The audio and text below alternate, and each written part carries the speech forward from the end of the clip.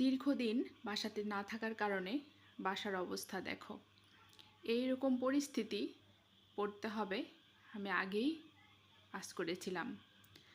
আসসালামু আলাইকুম, সবাই কেমন আছো? আশা করছি ভালো আছো। আমার নতুন একটি ব্লগে সবাইকে ওয়েলকাম। রান্নাঘরের অবস্থা দেখে বুঝতে পারতেছো আমি কেমন আছি। রান্নাঘর আর রান্নাঘর নাই, কি অবস্থা হয়েছে রান্নাঘরের। প্রত্যেকটা জিনিস আমার নষ্ট হয়ে গেছে। হাঁড়ি পাতিল একটাও আর হাঁড়ি পাতিল নাই, বল আর একটাও বল নাই। দেখছো কি অবস্থা হয়েছে। এটা কেন হয়েছে, কি কারণে হয়েছে আমি জানি না, তবে একটু আঁচ করতে পারতেছি। আমি কিন্তু যাওয়ার আগে একদম পুরোটা ক্লিন করে গেছিলাম, তারপরে সব কিছু নষ্ট হয়ে গেছে। তবে রান্নাঘরটা যে আমাকে চকচকা ঝকঝকা করতে হবে, এই জন্য নিজেকে প্রস্তুতি নিতে হবে। এর মধ্যেও বর আবার কাম্বা দিয়ে বসে আছে কি জানো, এক গাদা জিনিস অর্ডার করেছে। ভাবছি আজকে পুরোটা ডিপ ক্লিন করব। একবার আমি পরিষ্কার করেছি আসার পরে, আজকে 2 দিন হলো আমি বাসায় এসেছি।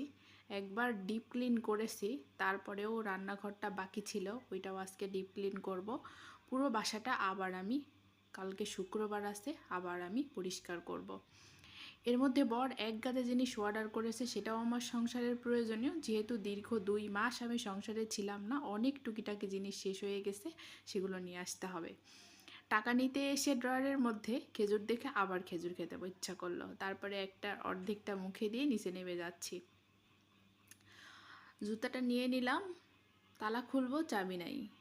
আমি বাসায় আসার পরে একবারও বের হইনি, যার কারণে তালা চাবি কোনোটাই ঠিক নাই। তবে সব কিছু আমার বর গুছিয়ে রেখেছে হাতের নাগালে, যাতে আমি খুঁজলেই সব কিছু পেয়ে যাই। যেহেতু 2 মাস পরে বাসায় এসছি। এদিকে দেখো আমাকে বাইরে যেতে হবে, আর এদিকে আমার বর পানি খেয়ে খেয়ে কত বোতল এখানে। আর নিচের অবস্থা দেখেছো, বিল্ডিংয়ের কাজ এখানে হচ্ছে, আসতে আমি করছি মনে হয় ওই দিকে দাঁড়ায় অর্ডার আছেন। দিতে এসে জায়গাটা না, দেখো।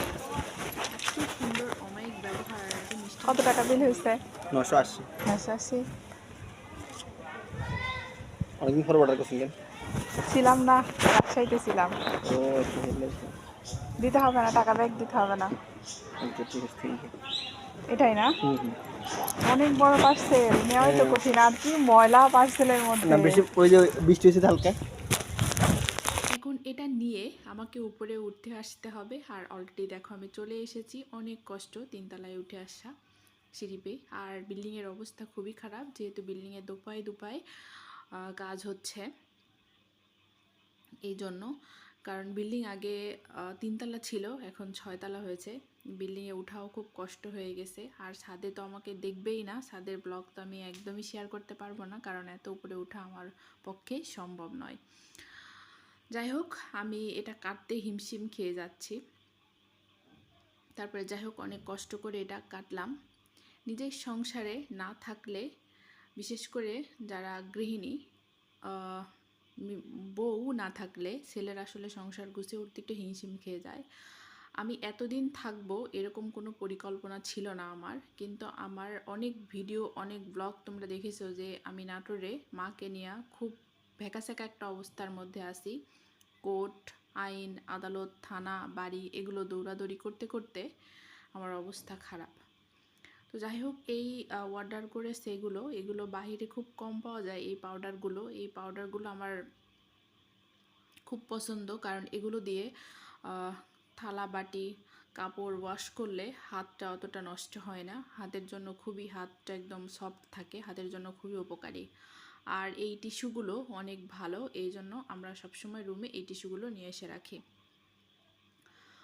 যাই হোক, অনেকগুলো জিনিস দরকার, এখন সবগুলো একটা একটা করে নিয়ে আসতে হবে। আর যেহেতু রুমের মধ্যে বসে থেকে সুযোগ আছে এই জিনিসগুলো অর্ডার করে কেনার, এই জন্যই কেনা হচ্ছে। কত সহজে আমি হাতের নাগালে পেয়ে গেলাম। এর মধ্যে আমাকে কত কাজ করতে হবে জানো। দেখো, রুম অনেকটা গুছিয়ে নিয়েছি, কিন্তু রান্নাঘর পুরোটা আমাকে ক্লিন করতে হবে। রান্নাঘরের অনেক কাজ আজকে যেহেতু শুরু করেছি, শেষ তো আমাকে করতেই হবে। এদিকে পানি খেয়ে পানির বোতলগুলো রেখেছি, সেই বোতলগুলো আমাকে সরাতে হবে। এইদিকে দেখো থালাবাটি ধুয়ে আমি অনেকটা আগিয়ে নিয়েছি, এখন দেখো কি চকচক করতেছে। তো ফ্রিজটা দেখতেছিলাম, কাজ প্রায় শেষের দিকে, যে ফ্রিজের মধ্যে কোনো কিছু, ফ্রিজে তো জিনিস কিনতে কিনতে মাছ মাংস কিনতে কিনতে একদম পুরোটা একদম ভরে রাখছে। যাই হোক, ফ্রিজটা অনেক ক্লিন আছে, আর ফ্রিজটা পরিষ্কার করতে হবে না এখন, আপাতত চলবে, কালকে করলে হবে। দীর্ঘদিন না থাকার কারণে আমি কখনো আমার বাসা ছেড়ে আমি এতদিন থাকি না, তো এবার থাকতে হয়েছে নিজেদের প্রয়োজনে। তো রান্নাঘর দেখো প্রায় অনেকটা গুছিয়ে নিয়েছি, নিচে ক্লিন করে ফেলেছি, উপরে এটা অনেকটা ক্লিন করে ফেলেছি। এই হলো সংসারের কাজ।